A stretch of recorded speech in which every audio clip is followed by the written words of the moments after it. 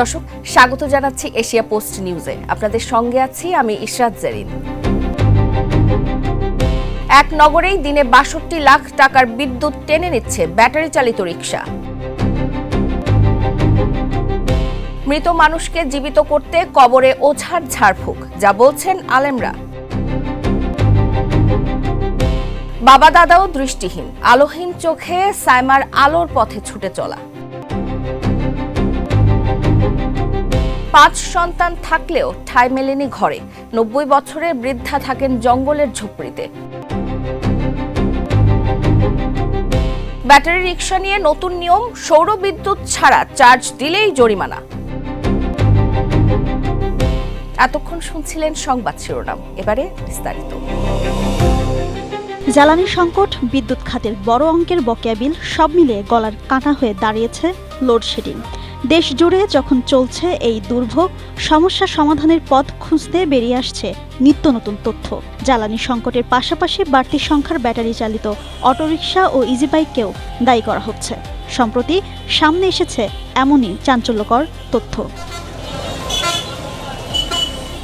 দক্ষিণের জেলা বরিশাল নগরে কয়েকগুণ বেড়েছে ব্যাটারি চালিত অটোরিকশা ও ইজি বাইকের সংখ্যা। এসব যান চার্জ দিতে প্রতিদিন কত টাকা বিদ্যুৎ খরচ হচ্ছে সেই হিসাব কষেছে বরিশাল সিটি কর্পোরেশন। হিসাব বের করতেই চোখ কপালে কর্মকর্তাদের। ১-২ লাখ নয়, প্রতিদিন প্রায় ৬২ লাখ টাকার বিদ্যুৎ খরচ হচ্ছে। বিদ্যুতের ঘাটতির মধ্যে বাড়তি এই চাপ যেন মরার ওপর খাড়ার ঘা হয়ে দাঁড়িয়েছে। ইজি বাইকের সরকারি সংখ্যা ৭,৬০০ হলেও মাঠ পর্যায়ে তথ্য বলছে বাস্তবে এই সংখ্যা ৩০,০০০-এর কম নয়। এর সঙ্গে রয়েছে আরও অন্তত ৪০,০০০ ব্যাটারি চালিত রিকশা। এই ৭০,০০০ রিকশার ব্যাটারি পূর্ণ চার্জ করতে প্রতিদিন প্রয়োজন হয় প্রায় ৬,২০,০০০ ইউনিট বিদ্যুৎ। প্রতি ইউনিট বিদ্যুতের সর্বনিম্ন দাম ১০ টাকা ধরে এর আর্থিক মূল্য দাঁড়ায় প্রায় ৬২ লাখ টাকা।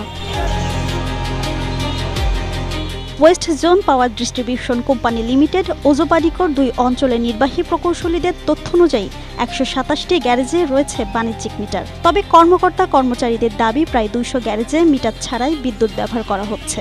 গভীর রাতে মূল সংযোগে হুক লাগিয়ে কিংবা আবাসিক মিটারের সংযোগ ব্যবহার করে ব্যাটারি চার্জ দেওয়ার অভিযোগ রয়েছে। আবার আবাসিক মিটার থেকে ব্যাটারি চার্জ দেওয়ার কথা জানিয়েছেন এক চালক। মিটার মনে করেন চার্জ দিয়ে লাইন দিয়ে দিয়েছি, মিটার দিতে চার্জ দিই। কত দাম আছে? ৩,০০০ টাকা দিই। অবৈধভাবে বিদ্যুৎ চুরির ঘটনায় এ পর্যন্ত ৩ জনকে কারাদণ্ড দেওয়া হয়েছে। আদায় করা হয়েছে ২৮,২৫,০০০ টাকা জরিমানা। তবুও থামছে না বিদ্যুৎ চুরি। অভিযান এখানে অব্যাহত আছে। আমরা আসলে এখানে আমরা জানাতে চাই, আমরা এই বিষয়ে খুবই কঠোর। আমরা এগুলা পেলে আমরা অভিযান পরিচালনা করব। জেল জরিমানা সহ আমরা শাস্তির বিধান এখানে রয়েছে, আমরা শাস্তির বিধান করব। নগরে প্রতিদিন বিদ্যুতের চাহিদা ৭০ মেগাওয়াট, বিপরীতে সরবরাহ রয়েছে মাত্র ৫৪ মেগাওয়াট। ১৬ মেগাওয়াট ঘাটতি কিভাবে মেটানো সম্ভব সে বিষয়ে কার্যকর উদ্যোগের কথা জানান এই প্রকৌশলী। আমার মনে হয় যে এটা নেওয়া উচিত। কারণ হলো এই কারণে যে লাইসেন্সের বাইরে যেসব অটোরিকশা আছে তারা যেভাবে চার্জিং করে, যেভাবে অটোরিকশা চালায়, এতে রাস্তাঘাটে আমরা দেখছি অ্যাক্সিডেন্টের পরিমাণও বেড়ে যাচ্ছে। আমরা রিসেন্টলি দেখলাম বরিশাল ইউনিভার্সিটির সামনে একটা অ্যাক্সিডেন্ট ঘটছে। এদিকে অনুমোদনের বাইরে থাকা যানবাহনের বিরুদ্ধে দ্রুত ব্যবস্থা নেওয়ার কথা জানিয়েছে সিটি কর্পোরেশন। সারা পৃথিবীতেই তেলের একটা ক্রাইসিস, এবং এই জন্য সারা বিশ্বই এখন চাচ্ছে যে আস্তে আস্তে ইলেকট্রিক ভেহিকেল যে আসছে সেদিকে। এখন অটো রিক্সাগুলো ইলেকট্রিক, তবে এগুলো যেহেতু বৈধ নয় সেই জন্য তাদেরকে আমরা এখানে শহরের ভিতরে আমরা পর্যায়ক্রমে এগুলো বন্ধ করে দেবো। অর্থাৎ যাদের লাইসেন্স আছে, বা লাইসেন্স বলতে এনে অনুমতিপত্র, সিটি কর্পোরেশনে যে কোনো গাড়ি চলার জন্য তাদের একটা অনুমতিপত্র লাগে। ঘাটতির মধ্যে রাতভর হাজার হাজার ব্যাটারি চার্জ হচ্ছে, আর এর প্রভাব পড়ছে নগরবাসীর দৈনন্দিন জীবনে। বিদ্যুতের এই তীব্র সংকট ও বাড়তি চাপ কমাতে কার্যকর উদ্যোগ চান এলাকাবাসী। Desk report, Asia post.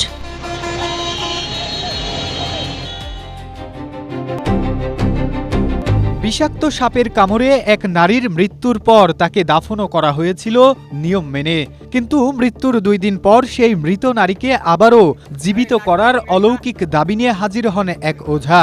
কবরের পাশে বসে শুরু করেন ঝাড়ফুঁক আর তন্ত্রমন্ত্রের খেলা। বিজ্ঞান ও বাস্তবতাকে বৃদ্ধাঙ্গুলি দেখিয়ে এমন চাঞ্চল্যকর ঘটনা সামাজিক যোগাযোগ মাধ্যমে ছড়িয়ে পড়তেই শুরু হয়েছে ব্যাপক আলোচনা সমালোচনা। টাঙ্গাইলের সখীপুর উপজেলার হাতিয়া ভাতকুড়াচালা এলাকায় গত বৃহস্পতিবার সাপে কাটে এক নারীকে। এরপর উপজেলা স্বাস্থ্য কমপ্লেক্সে নিয়ে গেলে চিকিৎসক তাকে মৃত ঘোষণা করেন এবং পরিবার লাশ দাফন করে। পরের দিন শনিবার গাজী মিয়া নামে এক ওঝা এসে দাবি করেন লাশে পচন না ধরলে ঝাড়ফুঁকে তাকে জীবিত করা সম্ভব। দেখা যায় কবরের পাশে গর্ত করে বাঁশের নল ঢুকিয়ে গন্ধ শোকা, মন্ত্র পড়া এবং পানি মাটি ছিটানোর মতো অদ্ভুত কর্মকাণ্ড চালাচ্ছেন সেই ওঝা। জানা যায় মঙ্গলবার আবার একই কাজ করে লাশ তুলে ঝাড়ফুঁকো করা হবে। আলেমদের মতে মানুষের প্রাণ একবার চলে গেলে কিয়ামতের আগে দুনিয়ায় তাকে ফেরানোর ক্ষমতা একমাত্র মহান আল্লাহ ছাড়া আর কারো নেই। ওঝার মাধ্যমে মৃত মানুষকে জীবিত করার দাবি করা বা বিশ্বাস করা স্পষ্ট শিরকি আকিদা ও শরীয়ত বিরোধী কুসংস্কার। কোনো ব্যক্তির মৃত্যু যখন নিশ্চিত হয়ে যায় এবং মেডিকেল অফিসাররা যখন এগুলার মৃত্যুর সার্টিফিকেট প্রদান করে, পরবর্তীতে কবর খনন করে সন্দেহভাজনভাবে সেগুলার ঝাড়ফুঁক করা বা ইত্যাদি চেষ্টা করা, এগুলা সম্পূর্ণ ইসলাম বিরোধী কুসংস্কার। এই সমস্ত কুসংস্কার থেকে বেঁচে থাকাই ভালো। উপজেলা স্বাস্থ্য কর্মকর্তা স্পষ্ট জানিয়েছেন, ডাক্তারের মৃত ঘোষণা ও দাফন হওয়া মানুষ বেঁচে ওঠার দাবি অবৈজ্ঞানিক ও হাস্যকর। মৃত রোগীকে নিয়ে এটা তো পরে আমরা যেটা শুনলাম যে কবরে ঝাড়ফুঁক করা হচ্ছে, বা এটা তো সামাজিক ভাবে বা ধর্মীয় ভাবে কোনোভাবে মানা যায় না। মেডিকেল সায়েন্স এবং ধর্মীয় বিধান উভয়কেই তোয়াক্কা না করে ভণ্ড ওঝার পেছনে অন্ধবিশ্বাস মূলত সামাজিক অসচেতনতারই স্পষ্ট রূপ। কুসংস্কার মুক্ত সমাজ গড়তে আলেম সমাজ ও প্রশাসনের সমন্বিত পদক্ষেপ দাবি সচেতন মহলের। Desk report, Asia post. দাদা ছিলেন দৃষ্টি প্রতিবন্ধী, বাবা আব্দুল আওয়ালও চোখে দেখতে পান না। সেই পরিবারেই জন্ম সাইমা আক্তারের। ছোটবেলায় সাইমার দুই চোখেও যখন আলো দেখা গেল সীমিত, তখন মেয়ের ভবিষ্যৎ নিয়ে শঙ্কায় পড়েন মা বাবা। অভাবের সংসারে আবছা দেখতে পাওয়া মেয়েকে কিভাবে পড়াবেন, কিভাবে তাকে মানুষের মতো মানুষ করবেন, এই চিন্তাই ছিল বাবা আব্দুল আওয়ালের। কিন্তু সাইমা যেন সেই শঙ্কাকেই ভুল প্রমাণ করার পণ করে।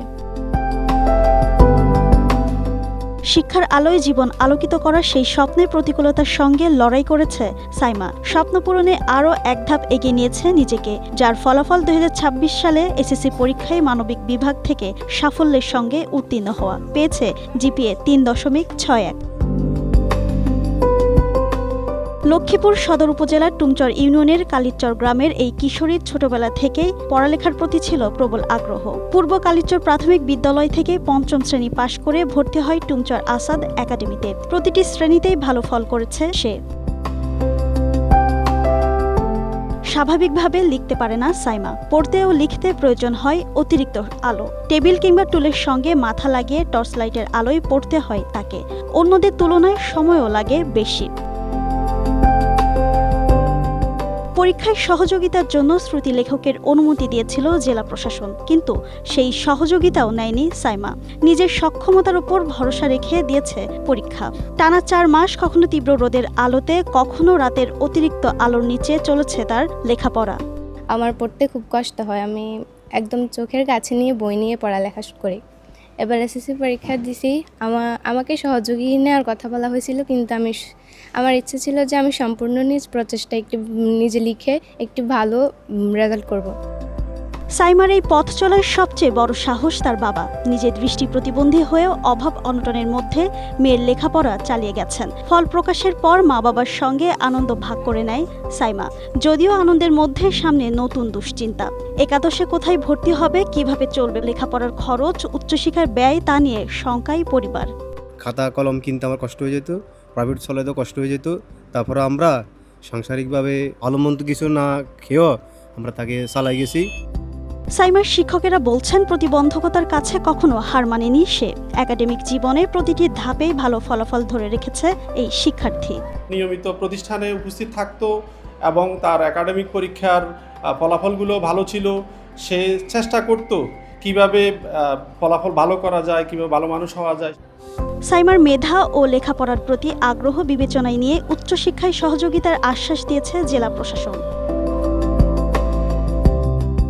যে চোখে পৃথিবীর আলো আবছা, সে চোখেই স্বপ্ন দেখছে শিক্ষার আলো ছড়ানো। সাইমা যেন ভাঙা ঘরের চাঁদের আলো। Desk report, Asia post. 4 ছেলে ও 1 মেয়ে, মোট 5 সন্তানের জননী তিনি। একসময় বুকে আগলে রেখে সন্তানদের মানুষ করেছেন, অথচ জীবনের শেষ প্রান্তে এসে কোনো সন্তানদের ঘরেই ঠাঁই হয়নি 90 বছর বয়সী রাবেয়া খাতুনের। মানুষ চলাচল করতে যে রাস্তায় ভয় পায়, সেই নির্জন এক রাস্তার পাশের জঙ্গলে টিনের ছোট্ট এক ঝুপড়ি ঘর বানিয়েই কাটছে তার দিনরাত। কষ্ট কিছু, আল্লাহ যেভাবে রাখবে সেদিন থাকতে হবে। ফেরে মেয়ে না দেখলে কেউ যে বাবা আল্লাহ দেখবে। সাপ, বিচ্ছু, শেয়াল আর নানা প্রাণীর তীব্র আতঙ্ককে সঙ্গী করেই প্রতিদিন চলছে তার বেঁচে থাকার লড়াই। প্রায় 22 বছর আগে স্বামী আলাবক্স মারা যাওয়ার পর থেকেই 4 ছেলে ধীরে ধীরে তার খোঁজ নেওয়া বন্ধ করে দেন। একমাত্র মেয়ের বিয়ের পর সেও দূরে। বার্ধক্যের এই চরম মুহূর্তে কোনো সন্তানই তাকে নিজের কাছে ঠাঁই দেননি। ছেলেদের অবহেলা আর ছেলে বউদের অমানবিক আচরণই তাকে ভিটেমাটি ছাড়তে বাধ্য করেছে বলে জানান রাবেয়া। তাহলে বেটা মানুষ করে, একটা বেটা খাওয়াই পরে মানুষ করা কঠিন না। সেই ছেলের বইয়েরা যদি মুখ করে সেই বাড়ি থাকে, মানুষ থাকেনি কারোর কাছে। নিজে ছাগল মাগল পুষিয়েছে, ছাগল মাগল দিয়ে জমি কিনেছি। তীব্র আত্মসম্মান বোধের কারণে আজ পর্যন্ত কারো দ্বারে গিয়ে হাত পাতেননি তিনি। প্রতিবেশীর কেউ স্বেচ্ছায় খাবার বা কোনো সাহায্য দিলে সেটুকুই তার সম্বল। কিন্তু নির্জন জঙ্গলে বসবাস করার ভয়াল অভিজ্ঞতা প্রতি রাতেই নতুন এক আতঙ্ক হয়ে আসে। স্থানীয় প্রশাসনের নজরে এলে গাংনী পৌর কর্তৃক মানবিক কারণে তার ঝুপড়িতে একটি বৈদ্যুতিক বাতির ব্যবস্থা করে দিয়েছে। তবে অন্ধকারের মধ্যে শুধু একটি বাতি তো আর 90 বছরের অবহেলিত এক মায়ের নিঃসঙ্গতা ও জীবন ঝুঁকি দূর করতে পারে না। প্রয়োজনীয় মৌলিক অধিকারগুলো থেকে তিনি আজ পুরোপুরি বঞ্চিত। ওই মেয়েটা একাই থাকে, খুব কষ্টে থাকে, কেউ দেখে না ওকে। ছেলে মেয়ে সবই আছে, কেউ ওকে খোঁজ খবরও নেয় না। ওর মতন দুঃখিনী কেউ নাই। সে কর্ম করেই খায়, পাইলে খায়, না পাইলে না খায়। তবে তার খোঁজ নেওয়ার লোক আসলেও কেউ নাই। এটাই বড় কথা, যে তার কেউ খোঁজ নেবে কি, তাকে কেউ দেখবে, তার কেউ কি করবে। কারোর সঙ্গে কোনো সাহায্যও চাই না। কিভাবে চলে আমরা চিন্তা করি যে কিভাবে উনি চলে। কারোর কাছে হাত পাততে দেখি না। আমি তো এখানে চলাচল করি অনেক দিন, আমাকেও কোনোদিন বলে নাই যে বাবা 10টা টাকা দাও। তবে এ বিষয়ে জানতে চাইলে উপজেলা নির্বাহী কর্মকর্তা সহায়তার আশ্বাস প্রদান করেন। রাবেয়া খাতুন নামে এক বয়োবৃদ্ধ মানুষের সম্বন্ধে আমরা জানতে পেরেছি, যিনি তার বিষয়ে হচ্ছে আমরা পর্যাপ্ত খোঁজ খবর নিয়ে আমরা তার বিষয়ে হচ্ছে সহযোগিতা প্রদান করা হবে। 5 সন্তান বেঁচে থাকতেও 90 বছর বয়সী বৃদ্ধা মায়ের আশ্রয় যখন নির্জন জঙ্গলের জরাজীর্ণ ঝুপড়ি ঘর, তখন প্রশ্ন ওঠে কোন সমাজ আর কেমন পারিবারিক মূল্যবোধের দিকে এগোচ্ছি আমরা। সাপের ভয়ের চেয়েও স্বজনদের অবহেলার বিষ যে কতটা যন্ত্রণাদায়ক, রাবেয়া খাতুনের এই নিঃসঙ্গ জীবন যেন তারই এক নীরব সাক্ষী। Desk report, Asia post. Battery চালিত ই-রিকশা বা অটোরিকশা সৌরবিদ্যুৎ ছাড়া অন্য কোনো উৎস থেকে চার্জ দিলে জরিমানার বিধান করা হচ্ছে। পাশাপাশি সৌরবিদ্যুৎ ছাড়া চার্জ করলে এসব অটোরিকশার নিবন্ধন দেওয়া হবে না। ব্যাটারি চালিত ই-রিকশাগুলো স্থানীয় সরকার মন্ত্রণালয়ের অধীনে সিটি কর্পোরেশন এবং পৌরসভার মাধ্যমে রেজিস্ট্রেশনের আওতায় নিয়ে আসা হচ্ছে। সেখানেই কিছু শর্ত জুড়ে দেওয়ার পরিকল্পনা চলছে। সৌরবিদ্যুতের বাইরে রিচার্জ করলে এই ব্যাটারি চালিত বা ই-রিকশাগুলোকে রেজিস্ট্রেশন দেওয়া হবে না এবং নবায়নও করবে না স্থানীয় সরকার মন্ত্রণালয়। সোমবার স্থানীয় সরকার বিভাগ এবং পল্লী উন্নয়ন ও সমবায় বিভাগের আওতাধীন দপ্তর, সংস্থা ও প্রতিষ্ঠানের সৌরবিদ্যুৎ ব্যবহার সংক্রান্ত পর্যালোচনা সভা শেষে সাংবাদিকদের এসব কথা জানিয়েছেন স্থানীয় সরকার প্রতিমন্ত্রী মীর শাহে আলম।